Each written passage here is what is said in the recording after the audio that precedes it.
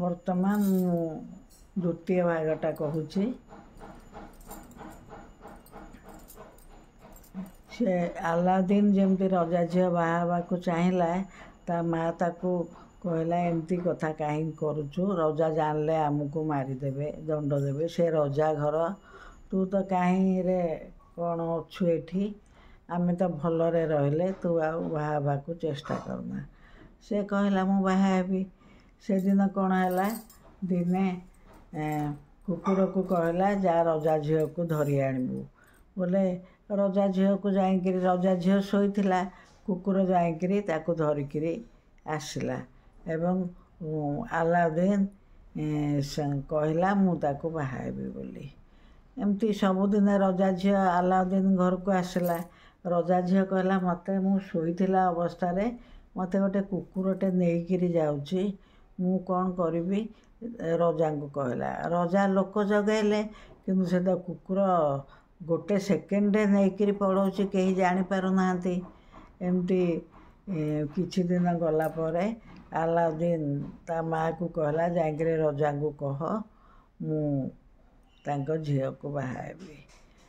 ବୋଲେ 100ଟା ଥାଳିରେ ବାଜା ଫାଜା ବଜେଇ, ସେ କୁକୁର ସବୁ ଯୋଗାଡ଼ କରିଦିଏ, ସବୁ ବାଜା ଫାଜା ବଜେଇ ଯାଇକିରି ରଜାଙ୍କୁ ତା ମା' କହିଲା। ବୋଲେ ରଜା ରାଗିଗଲେ।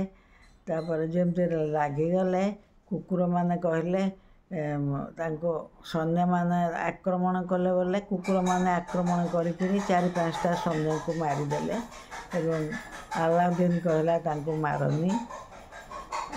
ଏବଂ ରଜା ତାପରେ ଆଲାଉଦ୍ଦିନକୁ ଦେଖିକିରି, ଏବଂ ଆଲାଉଦ୍ଦିନ ବହୁତ ସୁନ୍ଦର ଥିଲା, ଆଲାଉଦ୍ଦିନକି ଦେଖି ଏବଂ ତା'ର ସମ୍ପତ୍ତିକି ଦେଖି ଡରରେ ତାକୁ ବାହା କରିଦେଲେ ଏବଂ ରଜା ଝିଅକୁ ବାହା ହେଇକିରି ଆଲାଉଦ୍ଦିନ ଖୁସିରେ ରହିଲା। ସେ ମ୍ୟାଜିକ୍ କରୁଥିବା ଲୋକଟା, ସେ ଯାଦୁକରଟା ଫେର ଆସିଲା। ଫେର ଆସିକିରି ଦେଖିଲା ଆଲାଉଦ୍ଦିନ ଘର ବହୁତ ହେଇଯାଇଛି, ବହୁତ ସମ୍ପତ୍ତି ବାଡ଼ି ହେଇଯାଇଛି, ସେ ରଜା ଝିଅକୁ ବାହା ହେଇଛି।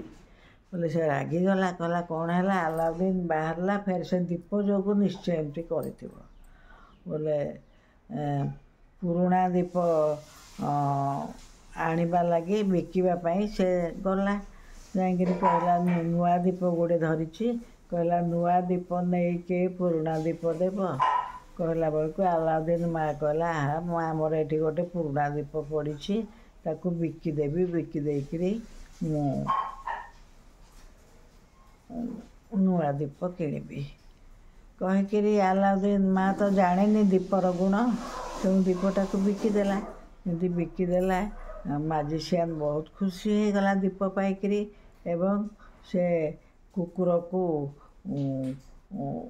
ଦୀପଟା ଘଷି କୁକୁରକୁ ଡାକିଲା ଏବଂ କୁକୁରଟି ଆସିକିରି ହାଜର ହେଲା। କହିଲା କ'ଣ କହିବ, କ'ଣ କହୁଛ, ମୋତେ ଆଦେଶ ଦିଅ ମୁଁ କରିବି।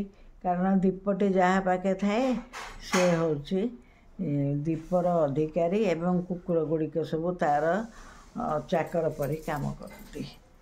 ତେଣୁ ଏକଥା ଶୁଣିକିରି ସାଙ୍ଗେ ସାଙ୍ଗେ ସେ ଲୋକଟା, ସେ ମାଜିସିଆନ୍ଟା କହିଲା ସେଇ ଯେଉଁ ଘରଟା କରିଛି ଆଲାଉଦ୍ଦିନ, ସେ ଘର ସୁଦ୍ଧା ରାଜକୁମାରୀକି ଧରିକିରି ତୁ ଉଡ଼ିକିରି ତୁ ଆସିକିରି ମୋ ଦେଶରେ ପହଞ୍ଚିଯା, ଆଲାଉଦ୍ଦିନକି ଶାସ୍ତି ଦେବା।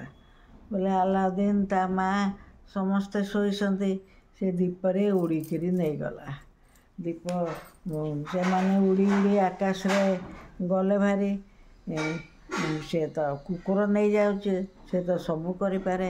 ତା ମା'କୁ ଆଲାଉଦ୍ଦିନ କହିଲା ତୁ କାହିଁକି ବିକିଲୁ ବୋଲି ବହୁତ କାନ୍ଦିଲା ଏବଂ ସେମାନେ ଉଡ଼ି ଉଡ଼ି ଗଲାବେଳେ ରାଜକନ୍ୟା ପାଖକୁ ସେ ମ୍ୟାଜିସିଆନ୍ ଗଲା ଏବଂ କହିଲା ତମେ ଏଥରକ ମୋର ହେବ।